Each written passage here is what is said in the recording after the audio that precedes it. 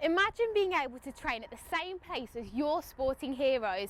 Well, at the Manchester Velodrome, you can do just that. This is where the likes of Sir Chris Hoy, Laura Trott and future sporting potential have all trained. The place also known as the Gold Medal Factory. With the success of Team GB at Beijing and more recently London 2012, Velodrome manager Bob Barber has overseen nearly 7 years of cycling development.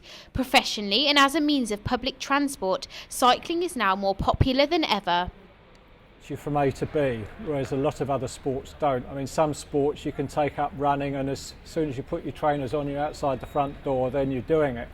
But cycling is a mode of transport, a way of life and a sport as well, and that's what's so appealing, that people could actually be doing their training on the way to work and on the way home, whereas any other sport doesn't offer that.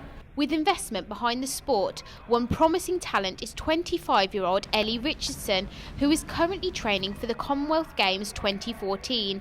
A former Scottish national sprint champion, Ellie was talent spotted and identified as a potential elite track cyclist. Been cycling for 18 months now. Before that I was involved in competitive athletics, so I was a sprinter in 100s and 200 metres. I was at a good level. I was a Scottish national champion across 200 metres and other sprint disciplines as well.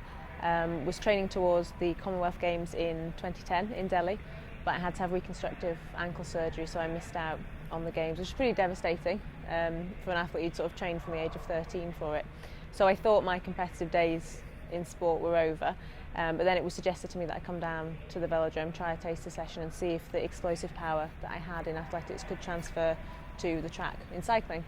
The banking and everything didn't scare me. I was able to be explosive and sprint in a manner that didn't hurt my ankle, so it was really nice for me.